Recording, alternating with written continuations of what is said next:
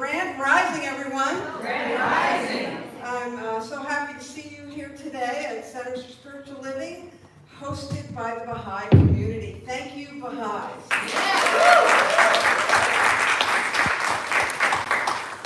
I want to just an apology to our live stream audience. We are still working out the kinks with that, and I think we'll have them all worked out by June.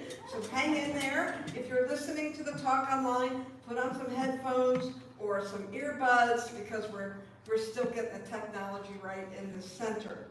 I do want to thank you because last week I asked you for some help with finding some tech expertise, and lo and behold, Sunday afternoon, I got a wonderful response, and I met a young man who's going to meet me here next week, and I think we're going to be able to figure it out. So yay us! And thank you. Our annual theme is Rising Higher, Growing Deeper, and again, I love this idea because it reminds me of that beautiful tenet that as above, so below. You know, the mighty oak tree that goes up, so high has a root system that is equally as deep. And so as we continue to do our spiritual practice, as we continue to rise higher with these ideas and this philosophy about living spiritually, we go deeper as well. And so some of the topics that we're working with this year, they're a little edgy. They take us a little deeper. And the topic for today, or actually for this month, is raise your voice with an open heart. Raise your voice with an open heart. And for today, we're talking about generating peace, conflict, reconciliation, and transformation. And I want to say that the reconciliation and transformation go hand in hand. And I'm going to talk a little bit about this today. And I want to ground my remarks in the wisdom from two master teachers. One, Ernest Holmes, who's the founder of this philosophy, and the other is Jesus of Nazareth. And first, Ernest Holmes, in our Declarations of Principle, Ernest Holmes states, "We believe the ultimate goal of life to be a complete freedom from all discord of every nature, and that this goal is sure to be attained by all." And that is a really lovely idea, and I want to talk about how that might come about and what it is and what it's not.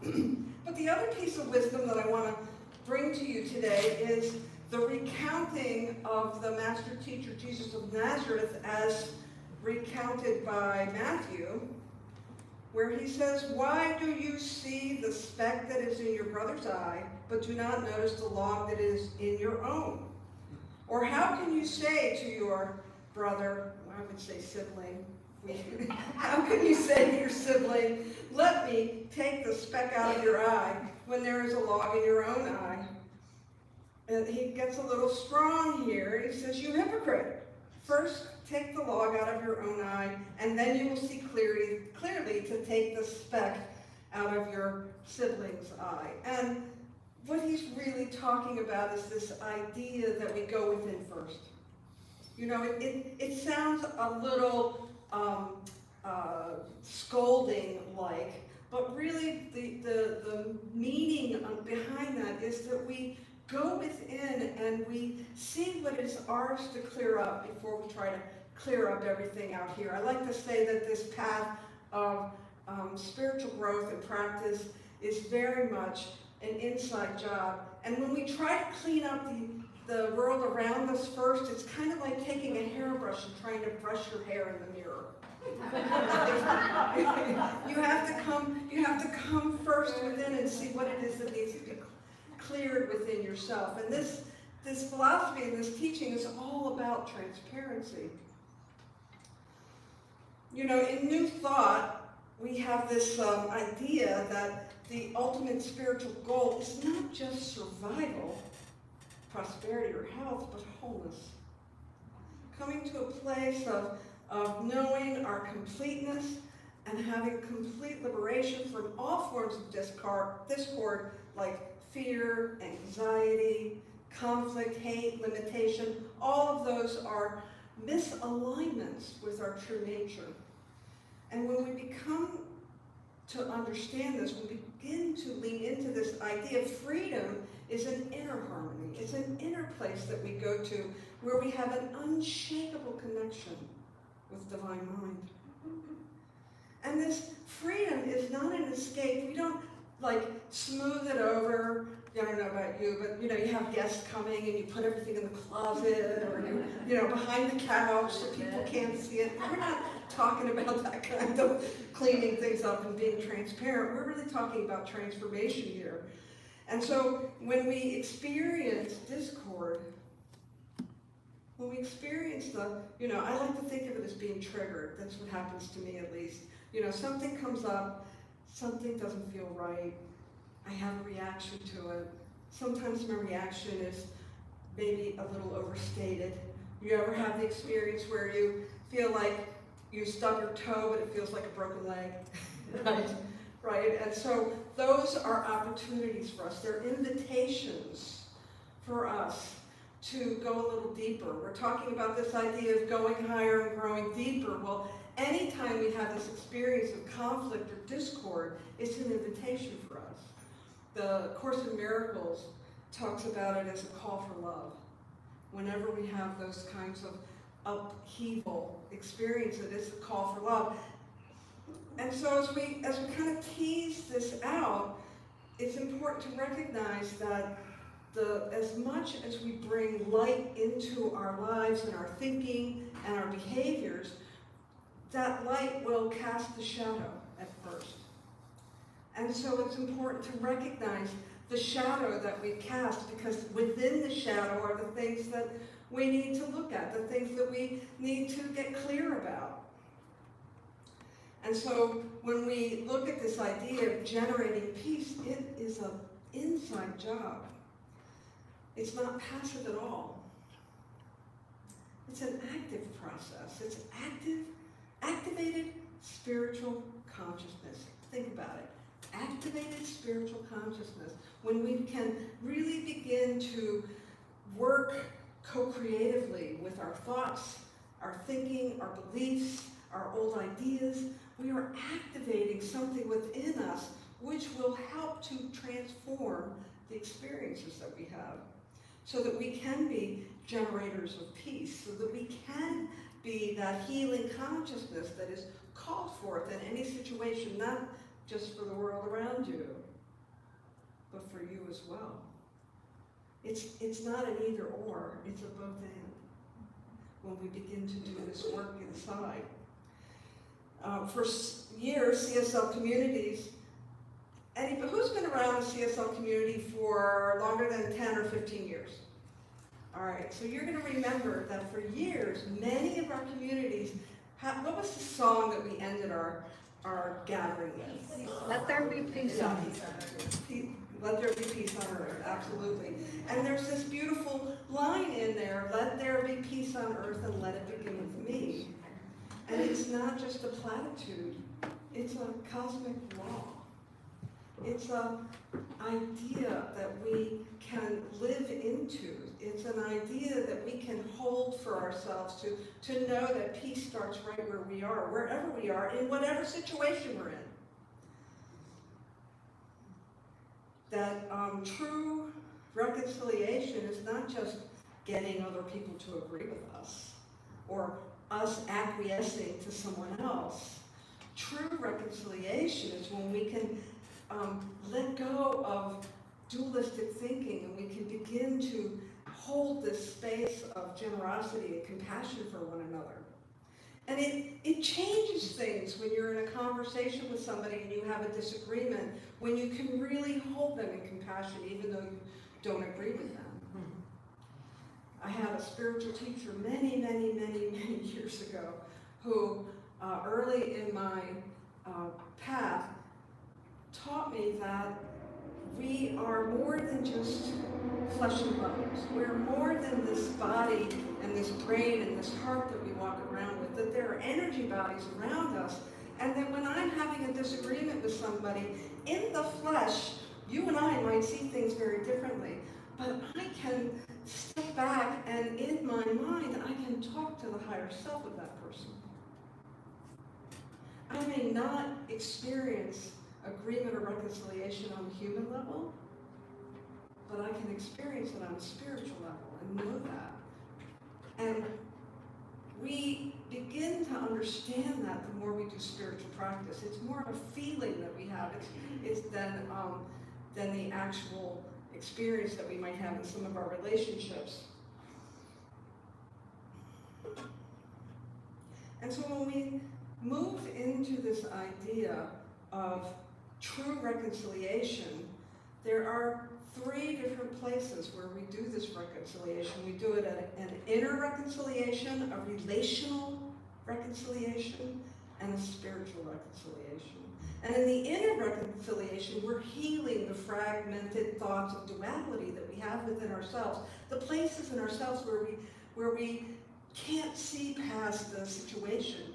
We work to reconcile that. In the relational reconciliation, we choose to meet others from a place of compassion and understanding. And then spiritual reconciliation is where we begin to reawaken to our divine nature, to reawaken to the divine nature of all life. Now, I'm reading the news. I have disagreements with people, and I realize that sometimes that can feel difficult. If it were easy, everyone would be doing it, right? It is a real spiritual calling to us. It's a calling to our soul to find some way to do reconciliation. And we have amazing tools to work with. Affirmative prayer, meditation, forgiveness, spiritual visioning, being able to see things from a different perspective when we vision for them, when we do this visioning process and let go of all our good ideas and try to be receptors of divine guidance. And these practices, they don't pretend that the conflicts aren't there. They bring us to a new space of transformation. They bring us to a space of support from our spirit, from our philosophy, from our beliefs, from our faith, from our spiritual communities. And so when we begin to understand that this idea of freedom from discord, it's not some pretty words and pie in the sky. It is an opportunity for us to see whatever discord that we're experiencing and find out what it is that we're being called to do to heal that in some way. And healing it doesn't mean you gotta, as I said already, making someone agree with you or you acquiescing to what they believe. Healing is true transformation. And I have a really powerful story I want to share with you. I haven't thought about this story in a really, really long time. And it comes out of South Africa and the apartheid movement and Nelson Mandela's leadership in South Africa. The story is well known that when he was finally freed from prison, he said that he invited the people who imprisoned him to his inauguration. He tried to scoop everybody up to say that this isn't the time for retribution, this was the time for forgiveness.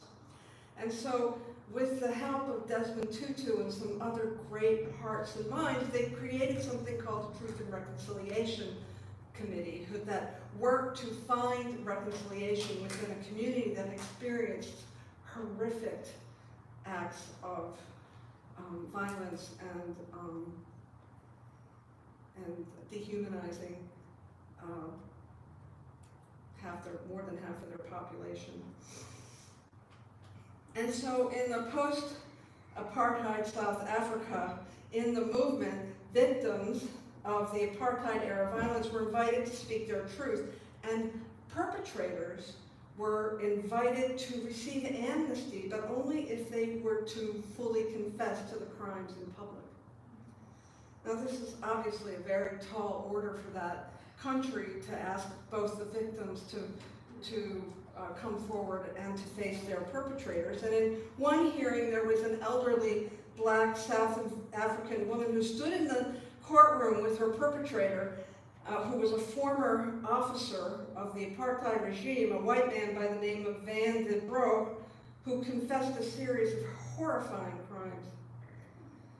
Years earlier, he and his men had come to her village, and they had beaten her son to death in front of her, and they had dragged her husband out and tied him up and set him on fire and made her watch. Horrible things. And so here was this woman who was fully engaged in this truth and reconciliation process, and so she was invited, as she was standing in the courtroom, she was asked, what would justice look like for her? And her answers, when I first heard the story, changed me. I found it hard to believe that she could even think these things. She said she wanted three things. First, she said, I want him to take me to the place where he burned my husband's body so I can gather the dust and give him a proper burial. Second, I want him to know that I offer him my forgiveness because my God, Jesus Christ, forgave me, and I want to forgive him. And third, I want him to come to my home once a month to spend a day with me so I can be a mother to him since he took away my husband and my son. The courtroom was silent, stunned, if you will. And the old woman stood and she slowly walked toward the man who had murdered her family. And the broker just fainted. He was overwhelmed by her compassion and the way that she was responding to him. And somewhere in the courtroom, somebody began to sing Amazing Grace. As this transpired. What I want to tell you is that when we can lean into discord, when we can lean into that place where we feel that there's no reconciliation, and when we can allow Spirit to move us in a certain way, when we can ask for that kind of support from our community. Clearly she had the support of the community. She was moved by this idea that Nelson Mandela, who had been jailed unjustly for so many years and had been suffered so much, could ask the nation to forgive the perpetrators. She leaned into that, obviously. She leaned into her faith. She leaned into her community. And she did something amazing. She transformed herself and others through her act of compassion and sincerity. So when I'm talking to you about this idea of discord being some kind of a soul's calling to transformation, your transformation probably won't be that complete. But I want you to know that the person that you have a political difference with, or the person that you can't agree with, or that family member that you haven't spoken to in years, you can find reconciliation. If this woman could find reconciliation, use her as your inspiration to go do your spiritual practice, to go within, to find what it is within you that is being called forth for healing. It is a powerful story, and what I want you to know is that freedom from discord of all kinds and all nature, it's about freedom. It's not about conflict avoidance. We have to lean into the conflict just long enough to see what wants to be released within us, so that we can find that peace within ourselves that will guide us, that will direct us, that will protect us, so that we too can transform independently. The story about this African woman, what it tells me is that she understood that not only was she freeing herself from being a victim, but she was freeing her perpetrator. And it wasn't just for her, and it wasn't just for the perpetrator, it was for the country. And if it was for the country, it was for the world. And if it was for the world, it was for you to hear this story this morning. That something in you would be moved to reach within yourself to find what it is that Spirit is calling you to do in any situation where you find yourself in conflict. It is an invitation to transformation. And so what I'd like you to take away with you this morning is that freedom and peace are not the absence of discord. Freedom and peace come when we actively embrace our consciousness, our beliefs, our experience, when we get support from the people around us, when we use our spiritual practice, and when we step into that higher consciousness and awareness of what is ours to do. We can lean on our community for support, and we can be generators of peace. Thank you very much.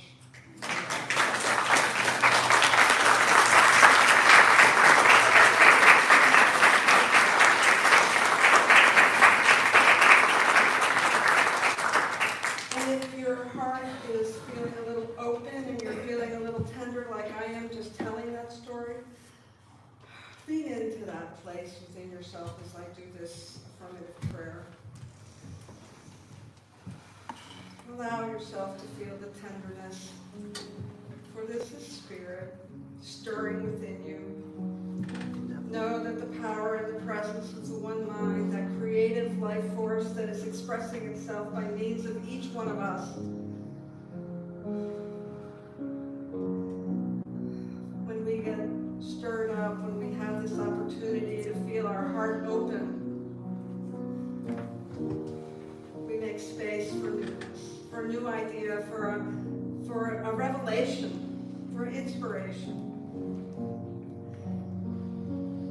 And trusting our vulnerability will lead us to freedom, knowing that when we make the choice, when we decide to raise our voice and open our heart, when we decide to speak our truth, when we decide to align ourselves with higher wisdom, that the universe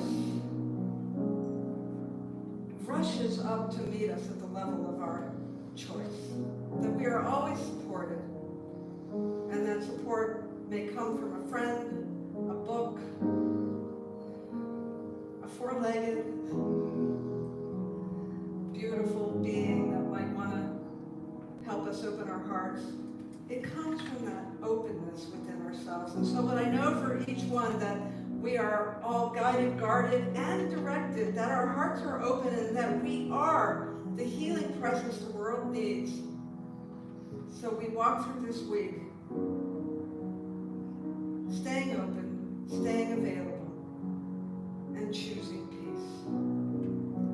And it is with a surrendered and grateful heart that I speak this word, that I know this on behalf of each one, that we are indeed free. And so I give great thanks for this. I anchor this prayer in word. I know that the law carries it forward. I know that, and wait enthusiastically to see its demonstration within myself and all around me. And so I simply anchor this prayer, and I ask you to join me by saying, and so it is.